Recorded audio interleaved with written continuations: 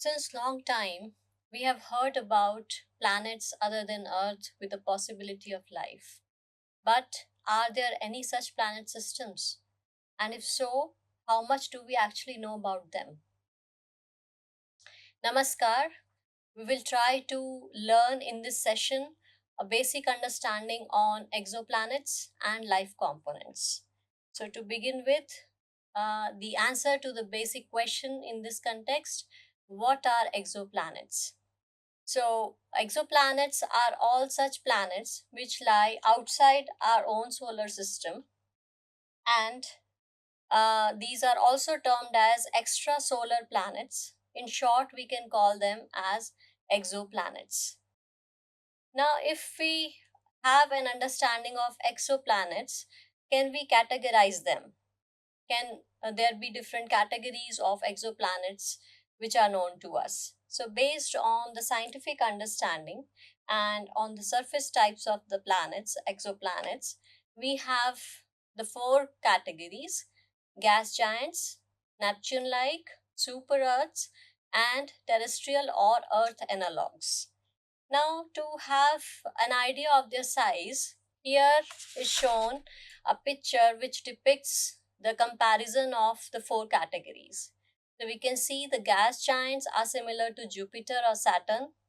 Neptune like have size similar to Uranus or Neptune. Super Earths are more massive than Earth but lighter than Neptune. And terrestrial look more rocky and are in the size range of Earth. Coming to them one by one, gas giant exoplanets are the large planets as we have seen. These are composed mainly of helium and hydrogen gases, and these gases are swirling above a solid core. So, till date, we have confirmed gas giant exoplanets around 1458. Then, coming to Neptune like exoplanets, similar to the size of Neptune and Uranus, as we have seen earlier. Similar to gas giants, their atmosphere also have hydrogen and helium, but they have a core with heavier metals. These often contain thick clouds, and which makes it very difficult to understand their atmospheres. We have confirmed Neptune like exoplanets around 1719. And coming to super Earths, these are massive than Earth but lighter than the ice giants. And those which are like Earth might have water and snow, but those which are like Neptune, these may be composed of dense gases. Confirmed super Earths are around 1516 till date. And the last category, where we have very few confirmed terrestrial exoplanets, around 186. This forms terrestrial exoplanets or Earth-like planets. Interestingly, planets which are terrestrial exoplanets have a solid surface. This is composed of rocks, water, carbon, silicate, and other elements. In fact, some terrestrial planets can have more water than that on the Earth. Now, having known the different categories of exoplanets, how do we detect them? Interestingly, there is a big challenge in front of us to detect the exoplanets, because it's easy to detect the stars with which have high illumination, but the exoplanets are very difficult to detect using the direct imaging method. The challenge is that the stars that they orbit are millions of times brighter than their planets. So, if we try to detect them using the direct imaging method, in this animation, this is a small, feeble exoplanet which you can see it's moving from this to this way. This is a compiled time series. This is a star disk. So, because the brightness of the star is too high, that the feeble image is seen of that of exoplanet.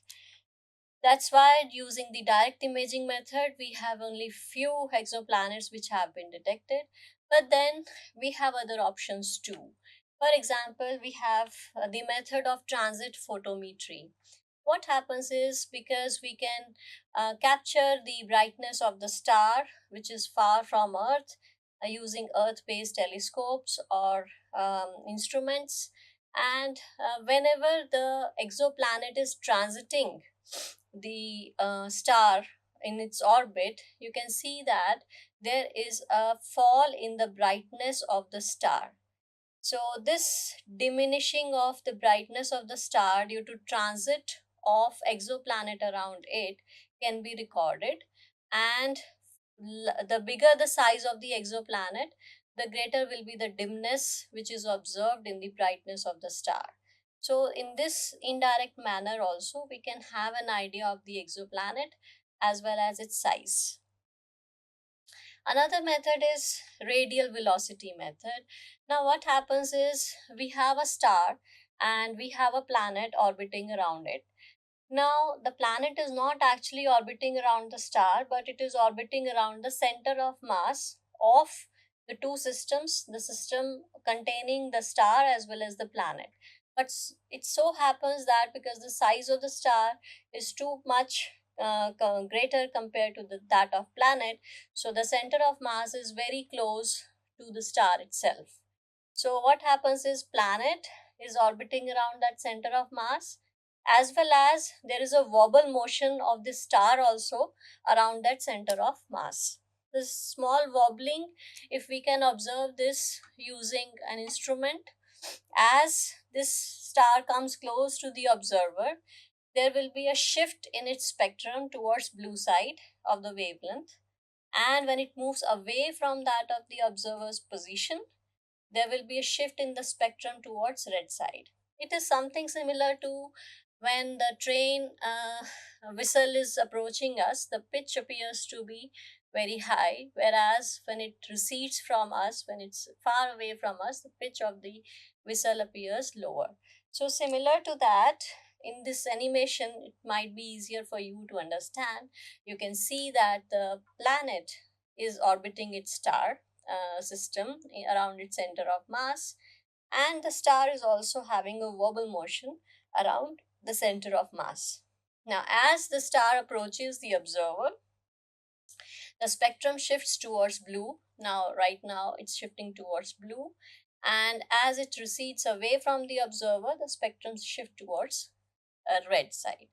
So this way, we can, using the radial velocity method, we can observe exoplanets due to the shift in the spectrum of the star itself.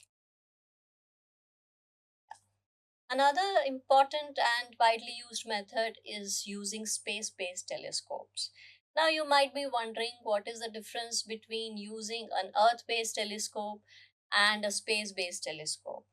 In fact, there is an advantage of using space based telescopes over the Earth based telescopes.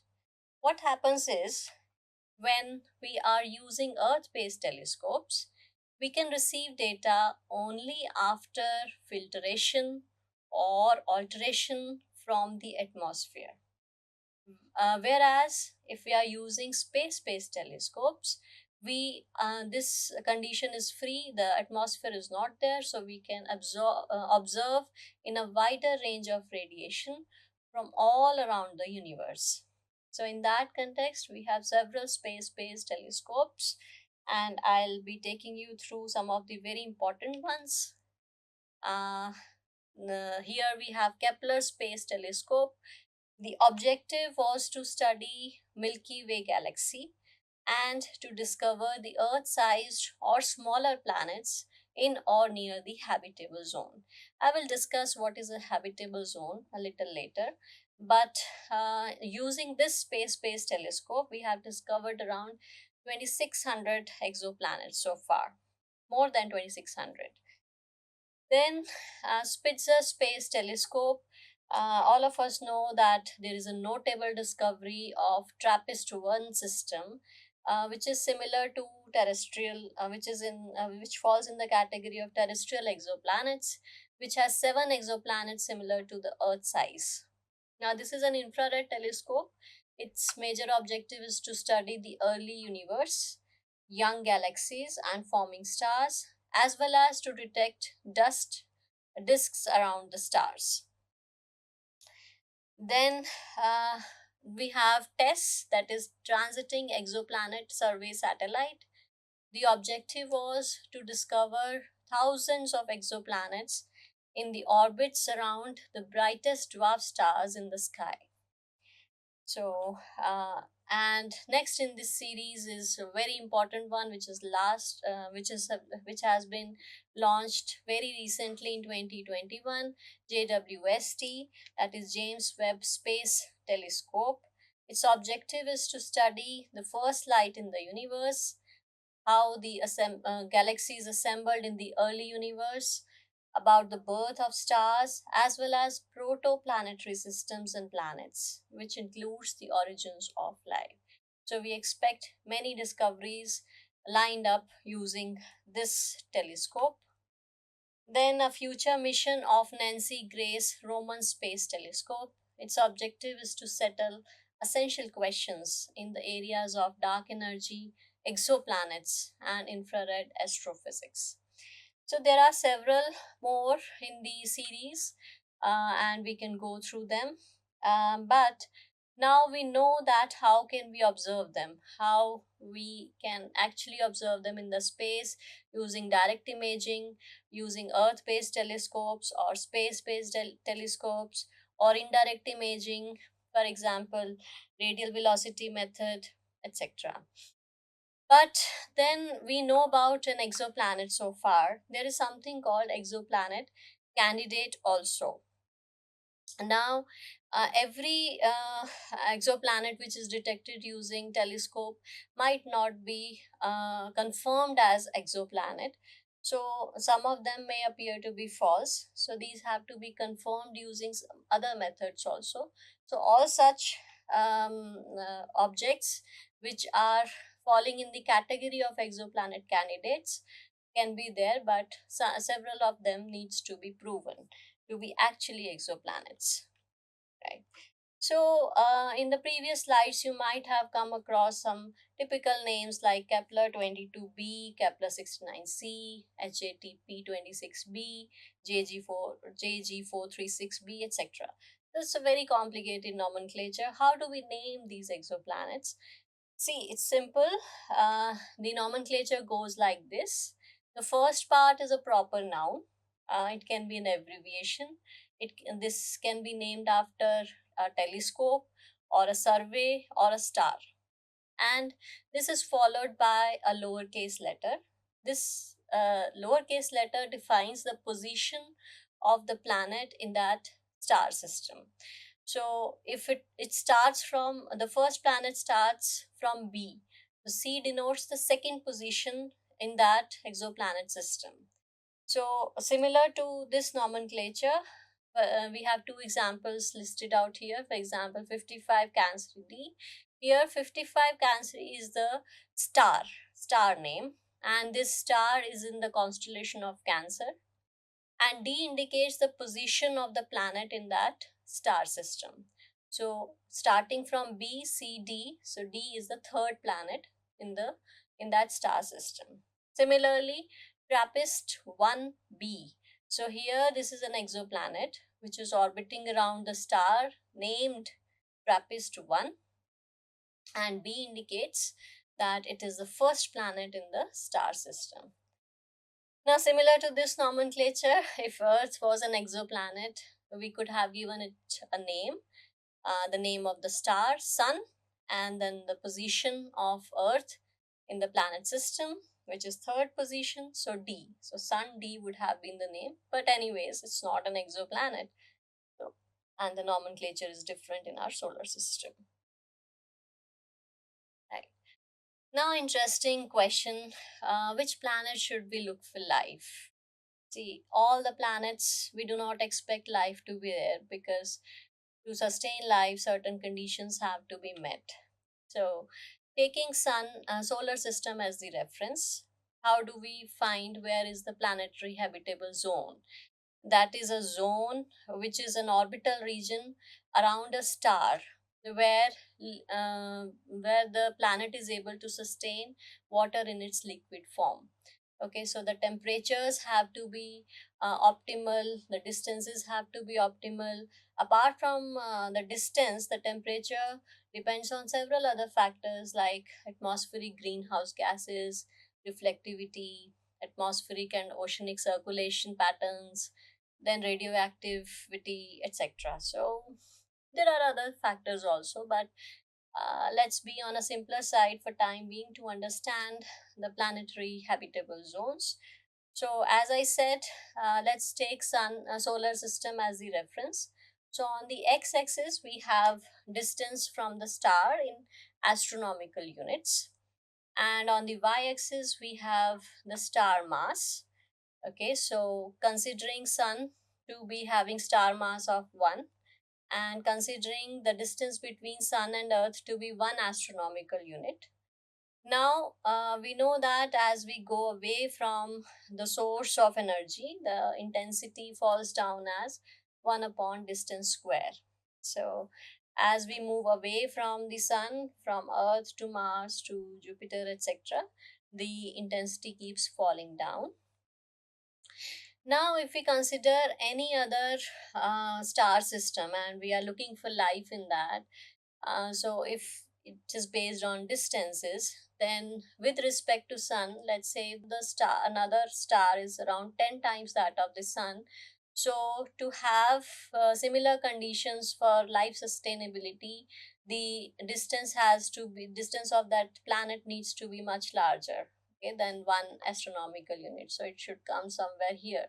Whereas if the star is 1/10 of that of sun, the habitable zone would be found closer than that of Earth Sun distance. So it can be found somewhere here in this green marked color shaded zone.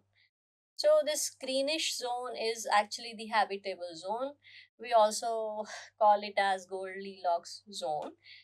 This illustration is in terms of distance from the star of that of the planet with respect to the star mass. Okay, but it is also illustrated in another popular way, where we have on the x-axis the starlight on the planet, which is relative to sunlight on the earth. So it's coming on the x-axis. On the y-axis we have the temperatures, and you can see that the solar system is somewhere here, where sun is at 6000, roughly 6000 Kelvin, and Venus is here, then Earth is here, and Mars is here. So this greenish zone, we can see that the Earth is falling in this zone, and we can also see the closest exoplanet to us, this Proxima Centauri b. We can also see TRAPPIST systems here. We can also see Mars here. We can see other planets also here. So this illustration shows the conservative habitable zone and optimistic habitable zone both. Now, looking it in terms of the solar system and other exoplanet system, here we illustrate the solar system here in the below marked diagram, where you can see that Mercury and Venus, these are falling in the reddish zone, and Earth and Mars, you can see, are falling in the green zone, which can be considered as habitable zone. So Earth, as anyways we know, the unique planet with life, and we are also looking for possibility of life on Mars. Now, compared to this solar system, have a look at the TRAPPIST-1 system. Now this is enlarged to 25 times and shown you here, and you can see that exoplanets E, F, and G might have a possibility of life. Or might be lying in the habitable zone. So we can be looking for the possibility of life here in these systems, in these exoplanets. Now we have understood the concept of habitable zone. But the last question, can we actually travel to the distant exoplanets? We have direct imaging, we have indirect imaging, we have developed some understanding, and we're still learning. But the major question, whether we can travel to distant exoplanets. So for that, we need to understand that fastest human-made object so far is Parker Solar Probe. Now, As it approaches its maximum to the sun, the speed of its speed becomes around 0.064% of the speed of light. So this is the fastest human made object ever with its maximum speed. And let's see which exoplanet we have which is closest to that of Earth. Now that is, as in the previous slide also I mentioned, it's Proxima Centauri b. So if we consider the distance from Earth, it's 4 light years away. Now using the formula of distance, speed and time, very simply you can calculate how much time would we require to reach Proxima Centauri b using the fastest human made object. So if you compute it, it comes out to be more than 6,000 years. So, not in a lifetime, it's possible. So, it's impossible to travel to distant exoplanets, considering fastest human made object till date and considering the closest known exoplanets till date. Nevertheless, our quest is on. Um, we are looking forward to learn more and more about exoplanets and the possibility of life and life components. I thank you all here, and you may post your queries to me on this topic. Thank you.